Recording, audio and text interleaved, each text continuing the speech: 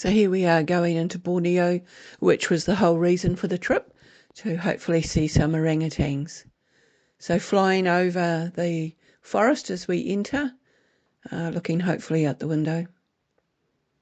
And then at the pool where we were staying, a monitor lizard swam in that pool and joined Karen for a swim. Then heading off and along the boardwalk on the lookout for wildlife. I was a bit nervous of the boardwalk, of course. Any kind of board walking makes me worried. And there we go. I was really worried that we might not see any, and as we were walking into the enclosure, there were wild ones sitting on top of the cage, just chilling out, making themselves at home, having a bit of a relax. So I was very relieved once we were there that we were going to see some orangutans. So now we're in the observation room. There are two observation rooms, one with air conditioning, one without. Why wouldn't you have air conditioning? Humid place. That big boy, he is a wild one, and they hadn't seen him for about 3 or 4 years, but he showed up on the day we were visiting. So it was quite a noisy room, quite a big room, lots of people up the front, but we just got to watch them wander around. So this is at the Sepalok Rehabilitation Centre, and there are ones obviously that they're preparing to go back in the wild, but they also can come and go as they wish and head back into the jungle and just turn up if they want to. Lots of mums and bubs, which was really cool. And then the keepers put out the food there, so they know that there's food there, so they'll come in and help themselves. So here's our big boy again, just come in for a bit of a nosy. Weighs over 100 kilos, so he's a big fellow and very, very impressive. So everybody else there seemed to respect him and move out of his way, as we see, while he just does the hop, skip and jump, and up he goes. Has something to eat. So it was a very cool day.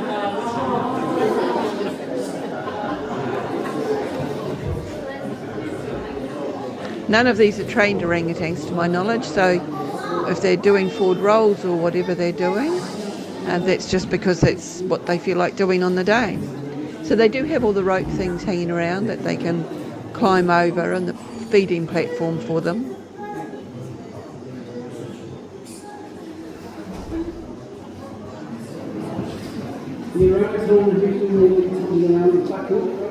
It's very exciting just watching them and just doing their own thing.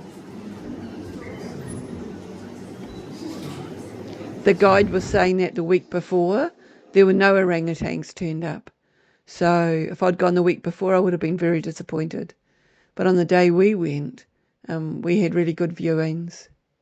I think those are macaques. Heaps of macaques. So Big Boy shares his platform with the macaques, but they also keep an eye on him, just in case he changes his mind.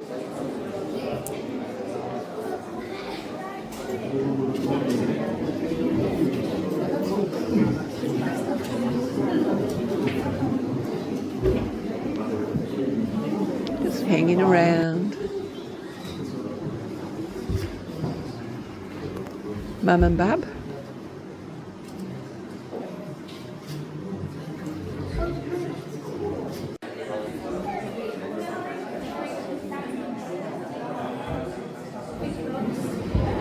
Now Big Boy's off into the jungle, so he comes and goes if he wants to. Nobody calls him, nobody stops him. And I was just really lucky he decided to visit on that day. He just gets there, has a last look, and he's off into the jungle.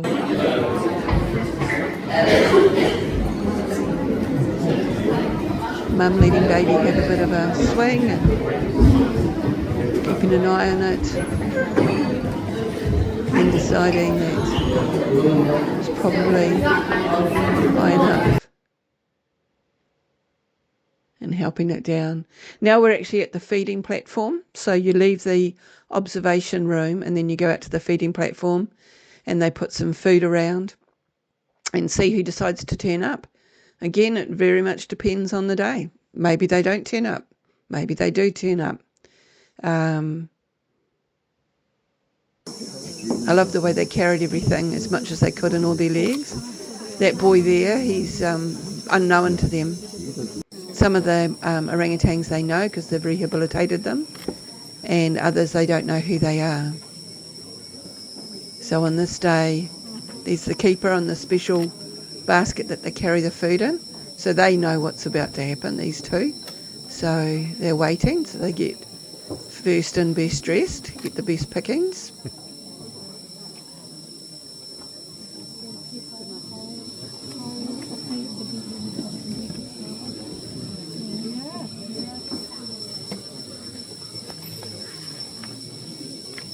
And then this one that turns up, coming now, that's a wild one. They don't know who that is. It's not one of theirs.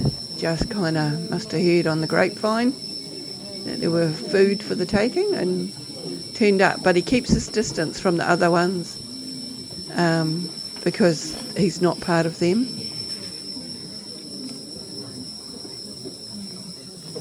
While we were standing there watching, we heard a scream, and some girl had gone through the rotten platform boards.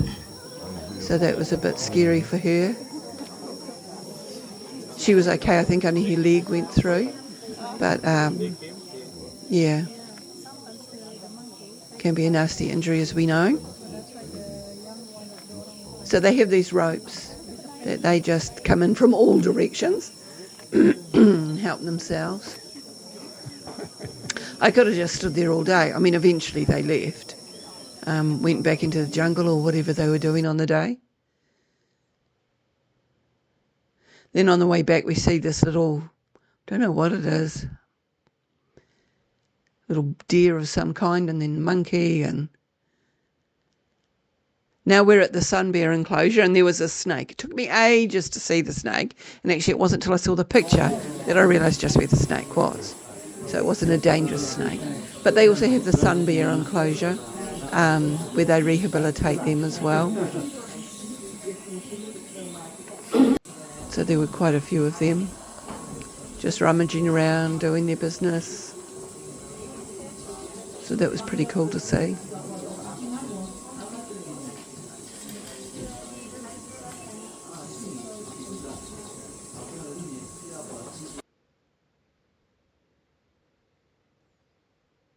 Then there was the canopy walk. By this time my leg had had enough, so I stopped. There were a number of war memorials we stopped at and POW camps. So that was really interesting. The camps obviously aren't still there, but we were able to see where they were and learn a bit about the history and have a bit of a walk around. So I was really interested in the palm oil because I hear a lot about palm oil and the decimation to the forest. So I asked some of the locals what their thoughts were on the palm oil, and they said they have very little option. What are they going to do for money? So they're kind of caught between a rock and a hard place.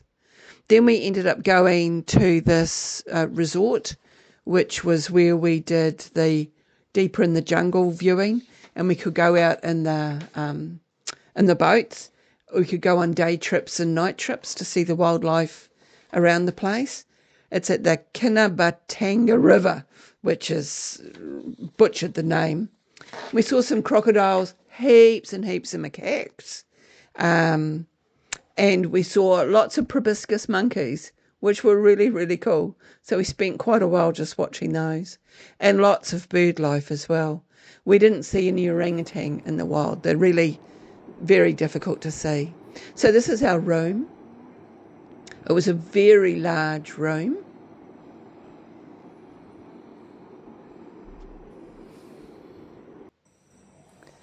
So it was really interesting. It had good air conditioning, thankfully. This bit here, Karen and I decided, this is the bit we're just showing you where it is. And you can see where the floodwaters can come in and everything's raised off the ground. The platform was in shocking condition. There were lots of bits that were rotten, which was very nerve-wracking walking on it. And lots of proboscis monkeys just chilling out, having a feed, and the bird life. But it was really nice. That was the nighttime trip. Can't remember the name of the bird. Lays the egg. Even though I wanted to go and see the orangutans, and that was the purpose of going to Borneo, actually, I think I enjoyed this even more. Just the wildlife, being out there was really, really interesting.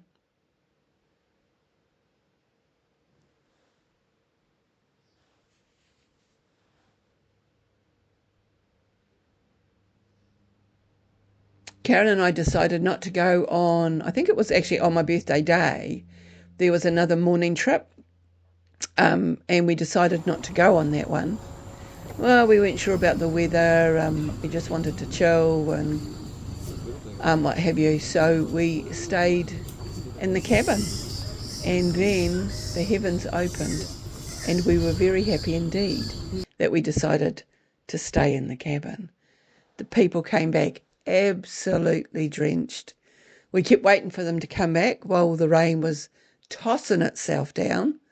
And yeah, they were cold and very, very wet when they came back.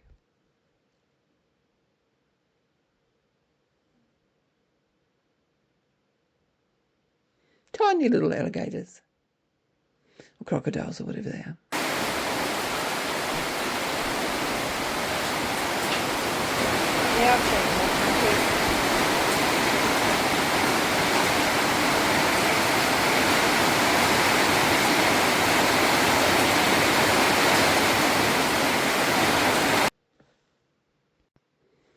So that was the downpour.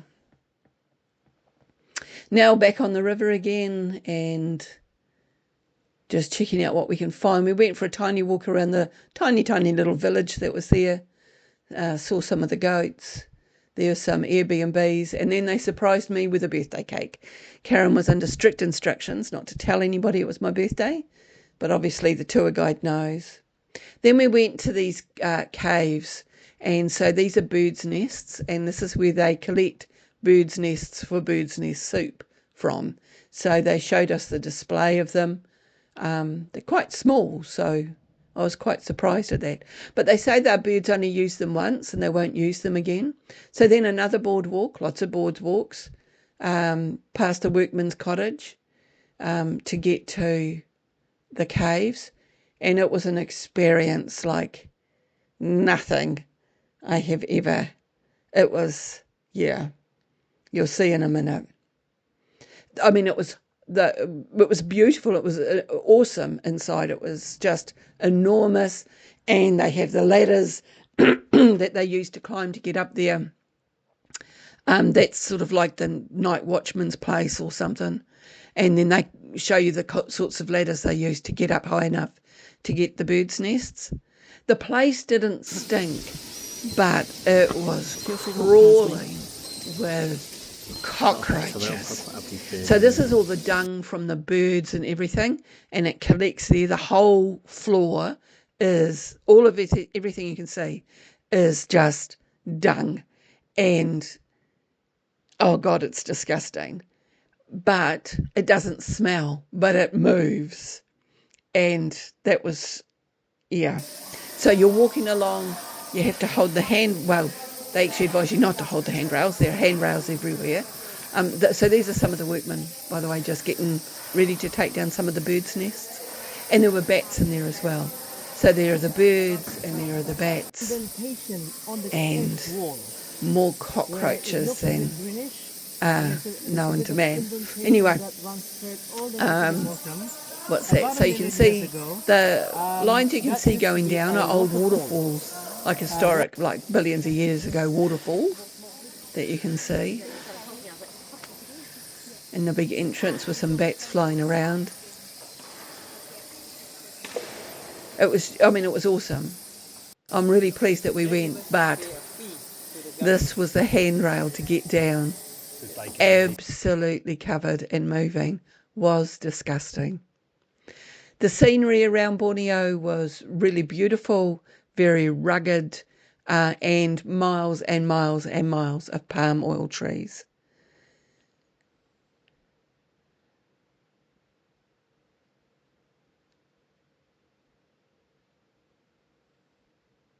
So for them, it's a dilemma. I mean, they're not worried about it. They are like, what was there, rubber trees before then?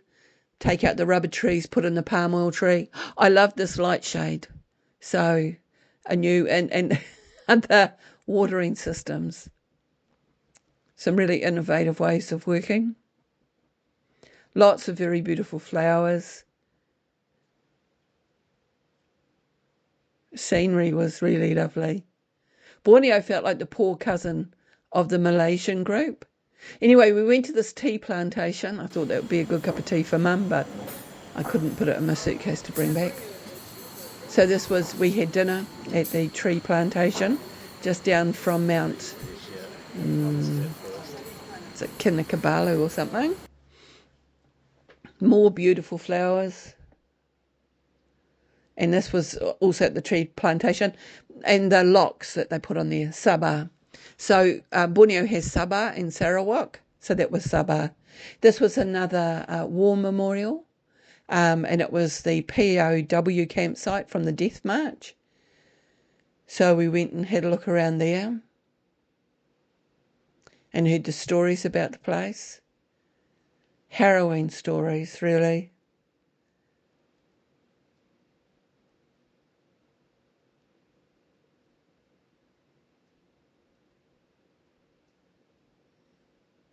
It's a very long picture. I don't know what that was. Little arbour as you walk through.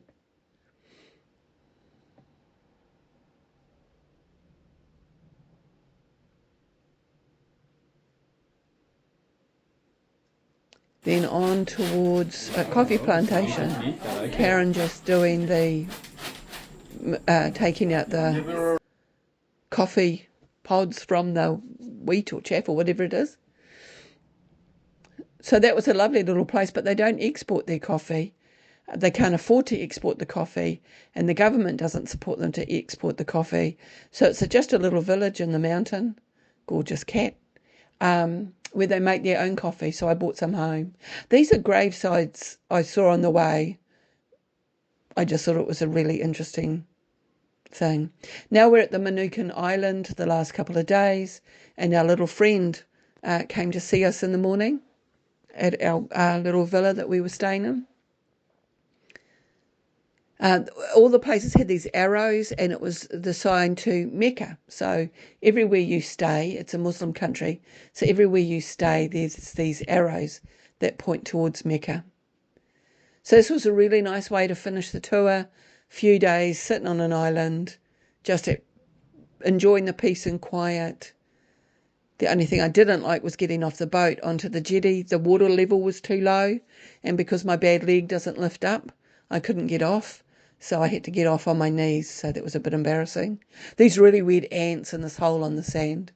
Then back to the mainland to have a farewell dinner in the beautiful night sky, and that was the end of the really lovely trip to Borneo. After which Karen returned to New Zealand, and then I carried on for a few, 16 days I think it was, of just independent travel around Thailand.